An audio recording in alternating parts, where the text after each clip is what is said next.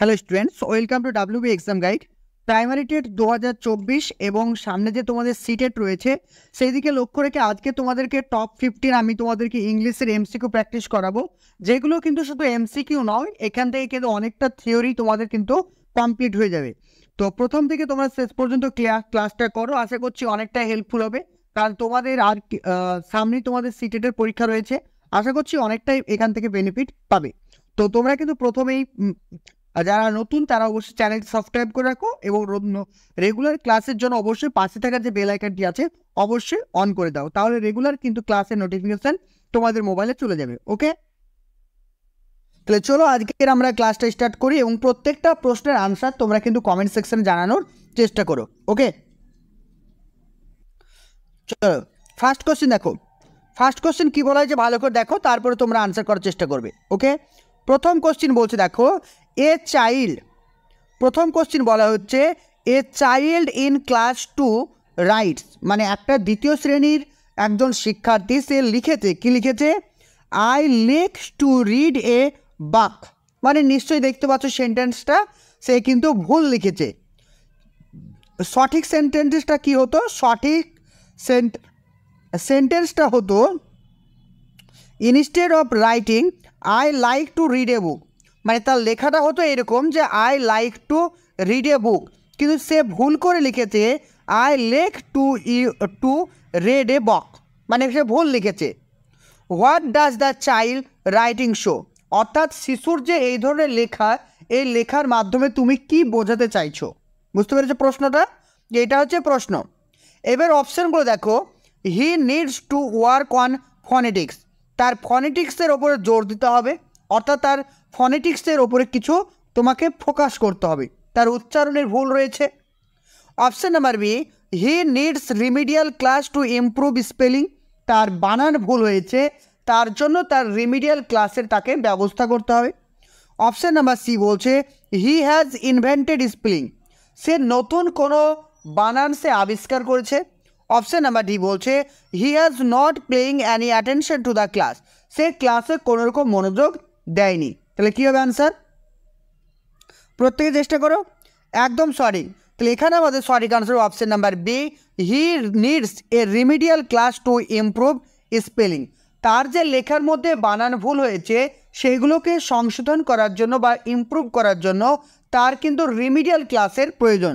তাই এখানে আমাদের সঠিক আনসার কী হবে, অপশান নাম্বার বি। ক্লিয়ার সবার, অপশান বি হচ্ছে কারেক্ট। চলো 2 নম্বর কোশ্চেন দেখো, 2 নম্বর কোশ্চেনে ভালো করে দেখো, তারপরে বাকি যে অপশান ডি রয়েছে সেটা আমরা পরে দেখে নিচ্ছি, ঠিক আছে। আগে কোশ্চেনে ভালো করে দেখো কি বলছে। 2 নম্বর কোশ্চেনে বলা হয়েছে যে in a constructivist classroom, constructivist classroom মানে কি, নির্মিতিবাদ শ্রেণীকক্ষে, language learning should be focus on, বা ল্যাঙ্গুয়েজ লার্নিং কিসের ওপরে বেশ করে হয়, বোঝা গেল। তাহলে নির্মিতিবাদ ক্লাসরুমে ভাষা শিক্ষার কিসের ওপর নির্ভর করে, option A drill and practice grammar, বারবার কিন্তু গ্রামার প্র্যাকটিস করার মাধ্যমে। অপশান নাম্বার বি বলছে the translation of the prescribe text book by the teacher, অর্থাৎ একজন শিক্ষক মহাশয় যে টেক্সট বুকটা পড়তে বলবেন বা টেক্সট বুকটা প্রেসক্রাইব করবেন বা লিখে দেবেন, সেই বইটাই শিক্ষার্থীরা ফলো করবে। Option number C the learners previous knowledge in constructing their new knowledge using authentic task, অর্থাৎ শিক্ষার্থীরা যখন কোনো নতুন জ্ঞান অর্জন করবে তখন তাদের যে পূর্বজ্ঞান রয়েছে সেই পূর্বজ্ঞানের ভিত্তিতে রচনা করবে, বোঝা গেল। তাহলে শিক্ষার্থীরা নতুন জ্ঞান অর্জন করবে কিসের ভিত্তিতে, তাদের পূর্ব জ্ঞানের ভিত্তিতে রচনা করবে, অপশান সি। চলো অপশান ডি কি বলছে দেখো, অপশান ডি বলছে, অপশান ডি এ বলা হয়েছে দেখতে পাচ্ছি আমরা যে the assumption that English language can only be learned if the teacher transmit it to the learners, তাহলে ইংলিশ জ্ঞান বা ইংরেজি শিক্ষা তখনই সম্ভব যখন শিক্ষক মহাশয় ইংরেজির যে জ্ঞান সেটি শিক্ষার্থীর মধ্যে প্রবেশ করাবে। তাহলে কী হবে অ্যান্সার, বলে ফেলো একদম। তাহলে এখানে আমাদের সঠিক আনসার কী হবে, option number C, option number C হচ্ছে আমাদের কারেক্ট। Clear, option C. তাহলে নির্মিতিবাদ শ্রেণীকক্ষে শিক্ষার্থীদের যে প্রিভিয়াস নলেজ রয়েছে সেটা যখন বর্তমান নলেজের সঙ্গে কানেক্ট করতে হবে, যাতে প্রত্যেকটা শিক্ষার্থী তার পূর্ব জ্ঞান বা পূর্ব অভিজ্ঞতার উপর ভিত্তি করে নতুন জ্ঞান অর্জন করতে সক্ষম হয়। সঠিক answer option number C. Clear সবার?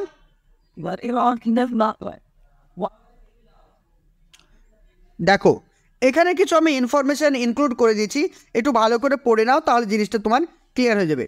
নোট আকারে আমি লিখে দিয়েছি। দেখো দেখো এখানে কি বলা হয়েছে ভালো করে দেখো। এখানে বলছে দ্য কনস্ট্রাকটিভিজম মানে কি? নির্মিতিবাদ। Constructivism is a theory based on observation and scientific study. তাহলে নির্মিতিবাদ কিসের উপর ভিত্তি করে গড়ে ওঠে? নির্মিতিবাদ মূলত পর্যবেক্ষণ এবং বিজ্ঞানসম্মত অধ্যয়নের উপর ভিত্তি করে গড়ে ওঠে। ইট সে দ্যাট, এটি বলে যে পিপল কনস্ট্রাক্ট দেয়ার আন্ডারস্ট্যান্ডিং, এক্ষেত্রে শিক্ষার্থীরা বা কোনো ব্যক্তি তাদের নলেজ তৈরি করে। And knowledge of the world, কিসের উপর?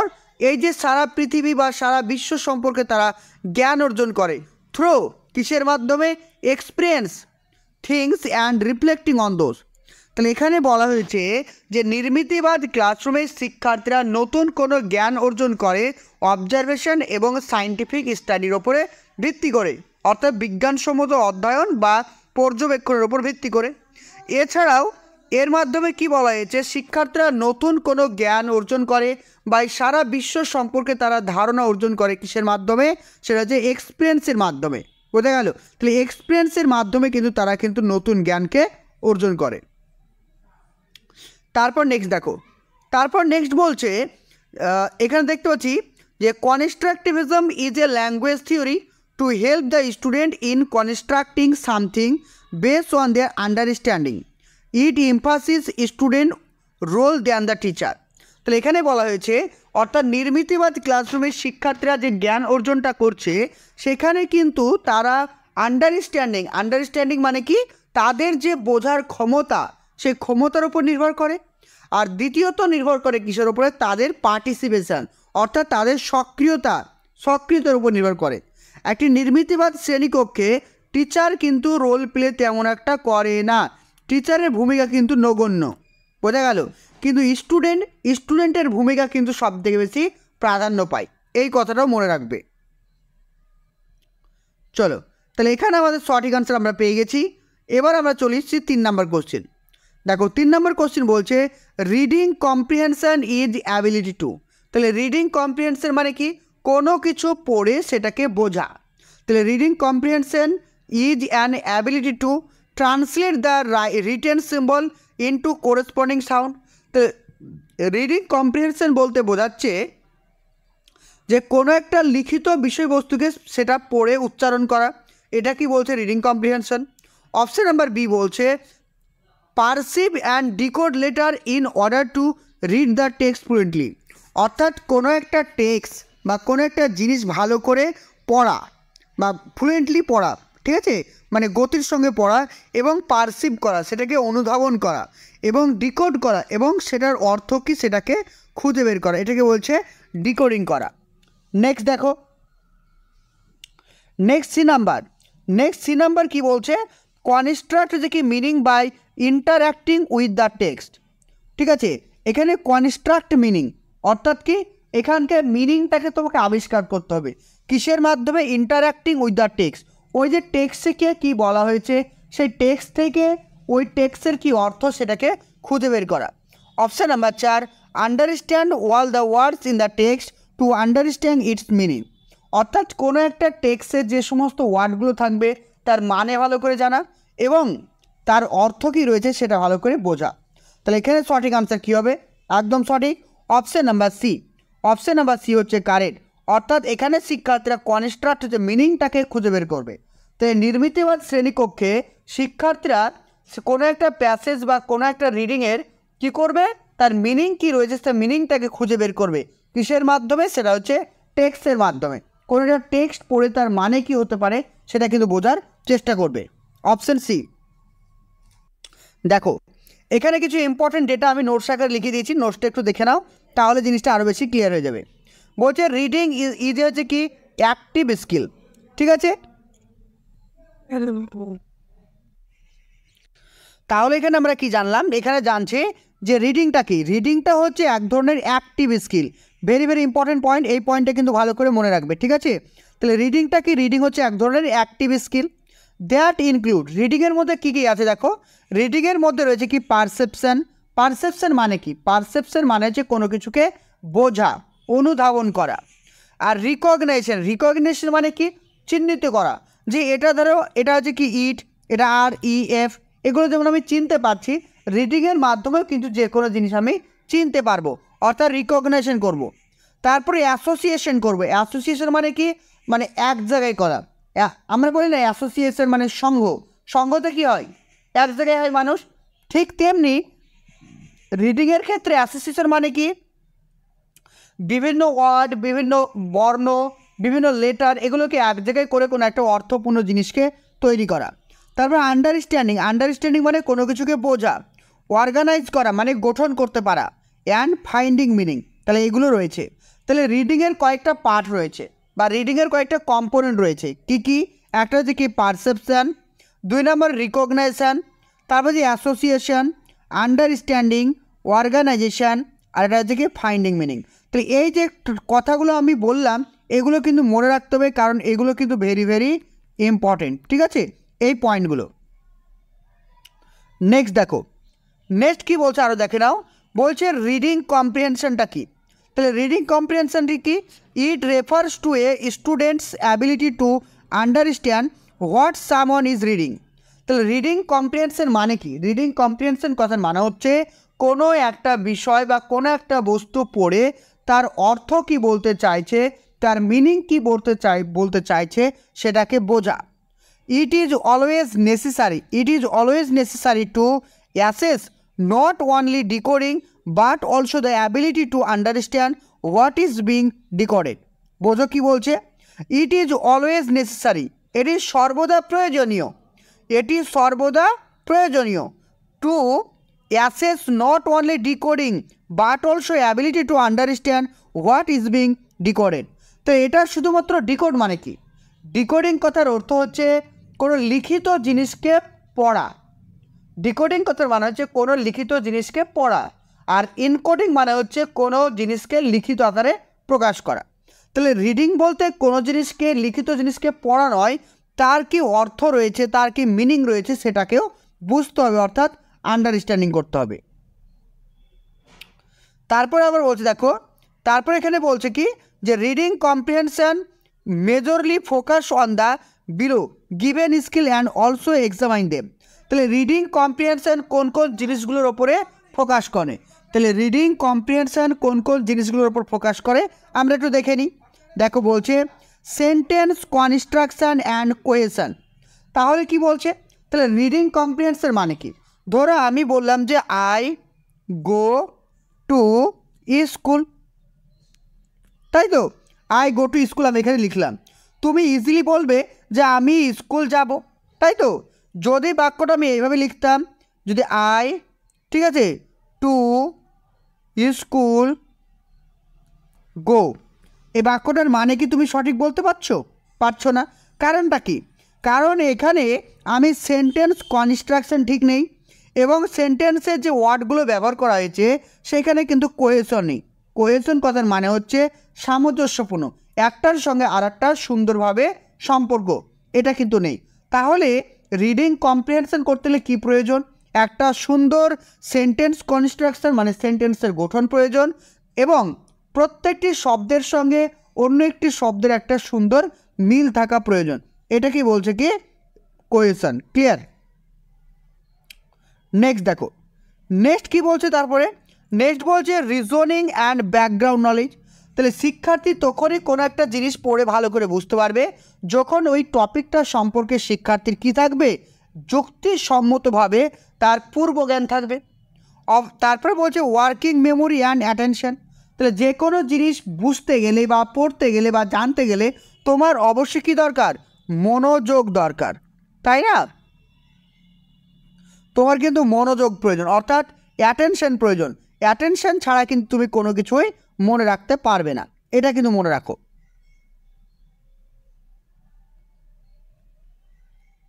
চলো, তাহলে এখানে আমরা সঠিক আনসার কী পেয়েছিলাম, তো তোমাদেরকে দেখিয়ে দিয়েছি সঠিক আনসার অপশন নাম্বার সি পেয়েছিলাম কারেক্ট। ওকে, নেক্সট কোশ্চেন।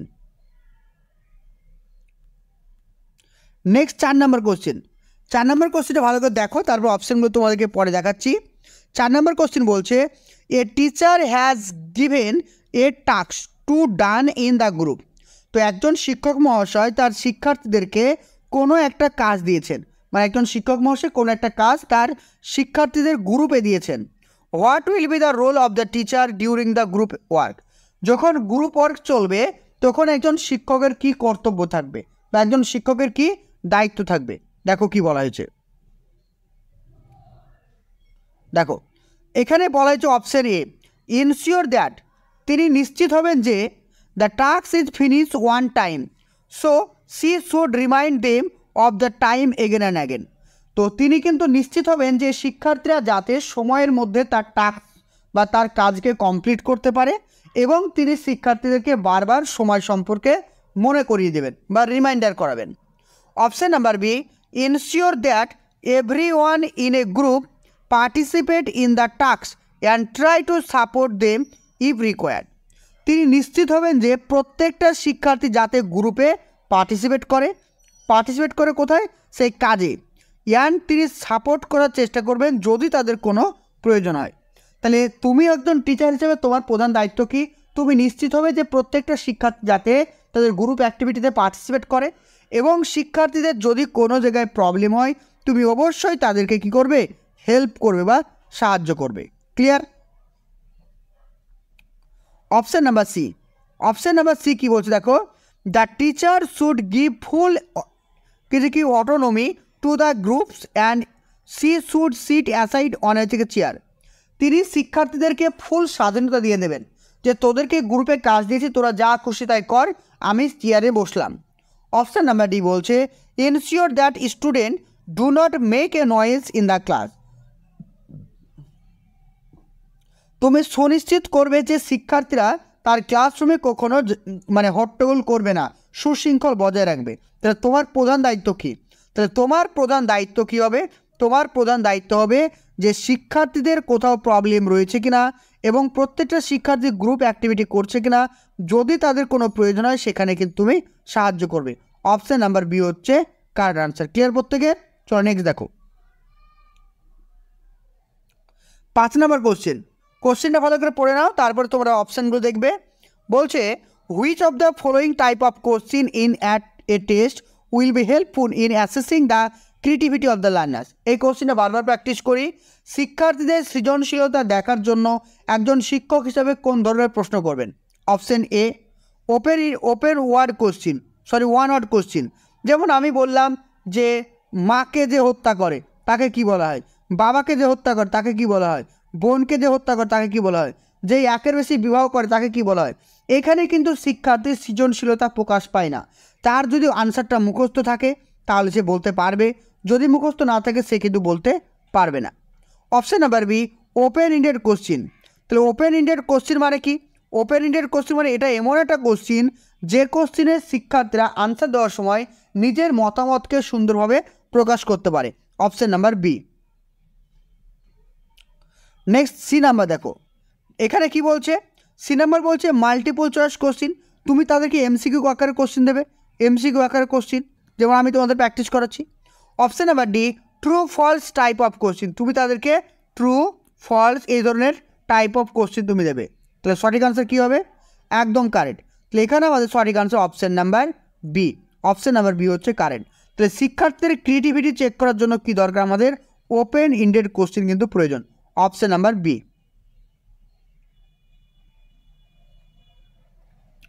নেক্সট 6 নাম্বার দেখো,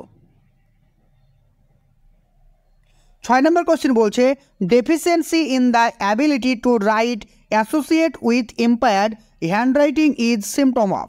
তাহলে হ্যান্ডরাইটিংয়ের সঙ্গে যুক্ত কোনটি মানে প্রবলেম, বোঝা গেল? কোনটি লার্নিং ডিসএবিলিটি মানে শিক্ষার ক্ষেত্রে, কোনটি ডিসএবিলিটি শুধুমাত্র হ্যান্ডরাইটিংয়ের ক্ষেত্রে। অপশানগুলো ভালো করে দেখো। বলছে অ্যাফেসিয়া, ডিসক্যালকুলিয়া, ডিসগ্রাফিয়া আর ডিসফেসিয়া। তো সঠিক আনসার কী হবে আমরা একটু পরে জেনে নিব। তো তার আগে কিন্তু আমরা এই প্রত্যেকটা পয়েন্ট সম্পর্কে ভালো করে জেনে নিই। চলো এখানে বলছে learning disability refers to a neurological disorder. তাহলে আমাদের যে লার্নিং ডিসএবিলিটি রয়েছে সেটা কিন্তু একটা নিউরোলজিক্যাল ডিসঅর্ডার, যেটি হয়ে থাকে কিসের মাধ্যমে? কগনিটিভ ইম্পায়ারমেন্ট, অর্থাৎ বৌদ্ধিক কোনো মানে খারাপ হলে কিছু হয়। তার dyslexia, dysgraphia, dyscalculia etcetera are the most common learning disability. তাহলে এগুলো কি কি? একটা ডিসলেক্সিয়া, ডিসগ্রাফিয়া, ডিসক্যালকুলিয়া, এগুলো সবই কিন্তু আমার লার্নিং ডিসএবিলিটির মধ্যে পড়ছে। ক্লিয়ার? তারপর নেক্সট দেখো, এবার আমরা প্রত্যেকটা পয়েন্ট সম্পর্কে ভালো করে জানবো। এখানে বলছে কি ডিসগ্রাফিয়া। তাহলে ডিসগ্রাফিয়া মানে কি? Refers to the learning disability which বলছে কি affect learner's ability to write coherently. অর্থাৎ ডিসগ্রাফিয়াটা কি? ডিসগ্রাফিয়া কথার মানে হচ্ছে শিক্ষার্থীরা যখন সঠিকভাবে সুন্দরভাবে লিখতে পারে না, সেটাকে আমরা বলবো ডিসগ্রাফিয়া। আর হিন্ডার্স অথবা organizing letters numbers words on paper. Hinders মানে কী করে? বাধা সৃষ্টি করে। অর্গানাইজিং লেটার্স মানে যে কোনো লেটার লিখতে। তার নাম্বার অফ হচ্ছে number or words or paper. তাহলে পেপার বা বিভিন্ন ওয়ার্ডসের যে নাম্বারগুলো থাকে সেটাও কিন্তু অর্গানাইজ করতে বাধা সৃষ্টি করে, এটা কিন্তু এখানে বলা হয়েছে। নেক্সট বলছে কি দেখো, নেক্সট বলছে লিডস টু হচ্ছে কি problem with poor spelling, impaired hand writing. তাহলে এখানে শিক্ষার্থীদের যে হ্যান্ড রাইটিংয়ের প্রবলেম রয়েছে সেটাকেও কিন্তু সমাধান করার কথা বলা হয়েছে। ওকে, নেক্সট দেখো, নেক্সট কি বলছে? Remedies use for treating student with হচ্ছে কি ডিসগ্রাফিয়া।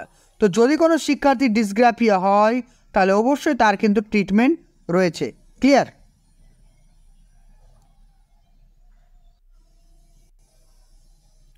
নেক্সট কী বলছে দেখো, এখানে বলছে কি এবার তাদের আমি রেমিডি কীভাবে করব, তাদের যদি ডিসগ্রাফি হয় আমি কিভাবে সেগুলোকে সারিয়ে তুলব। গিভিং এক্সট্রা টাইম, যাদের লিখতে সমস্যা রয়েছে তাদেরকে আমাকে এক্সট্রা টাইম দিতে হবে। Dividing task into small step, যে কোনো ছোটো ছোটো জিনিসগুলোকে মানে একটা বৃহৎ প্যারাগ্রাফকে ছোটো ছোটো অংশে ভাগ করে দিতে হবে। প্রোভাইডিং হচ্ছে কি লো স্ট্রেস অপরচুনিটি, তাদেরকে কাজ করতে দিতে হবে কিন্তু তাদেরকে চাপ দেওয়া হবে না, তাদেরকে স্ট্রেস দেওয়া হবে না, কারণ তারা একই দুর্বল। যদি আমরা তাদের উপর স্ট্রেস দিয়ে দিই তাহলে কিন্তু তারা কিন্তু আর শিখতে পারবে না। তাহলে এই পয়েন্টগুলো ভালো করে তোমাকে মনে রাখতে হবে। তারপরে চলে আসো ডিসক্যালকুলিয়া মানে ক্যালকুলেশনের ব্যাপার। It is disability that affect learner's ability to perform mathematical calculation.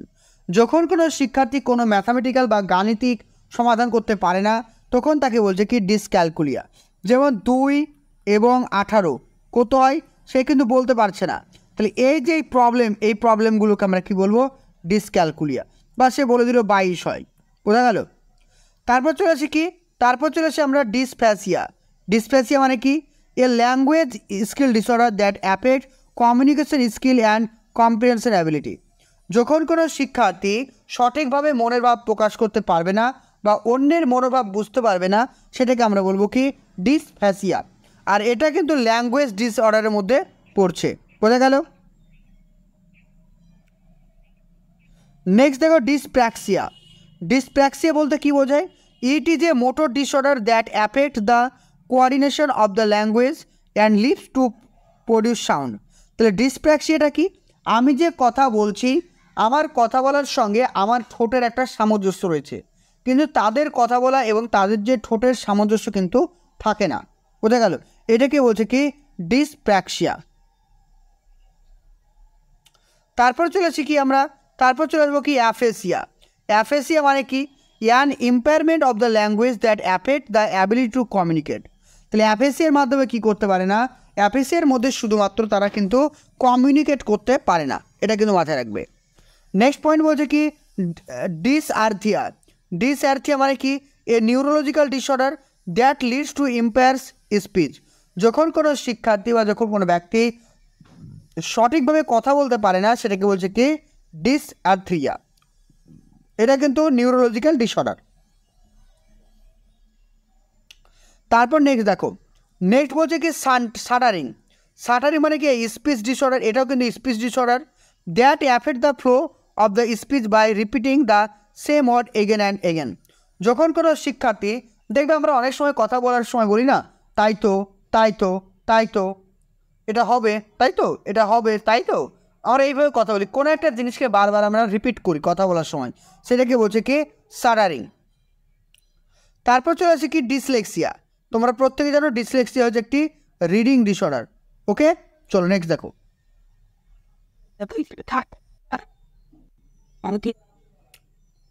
তো তোমরা যারা 2024কে লক্ষ্য করে এগিয়ে যেতে চাইছো, তো তোমাদের জন্য খুবই একটা গুরুত্বপূর্ণ আপডেট। তো আমরা কিন্তু WB এক্সাম গাইডের পক্ষ থেকে প্রাইমারি এবং upper primary batch already start করেছি। শুধুমাত্র একটাই সাবস্ক্রিপশন নিলে প্রাইমারি এবং আপার প্রাইমারি দুটোই তোমরা প্রিপারেশন নিতে পারবে। আর এখানে যে সাবস্ক্রিপশন নেওয়ার জন্য এখানে যে নাম্বারটি দেখতে পাচ্ছ 9647300217, এই নাম্বারে অবশ্যই কন্ট্যাক্ট করতে পারো।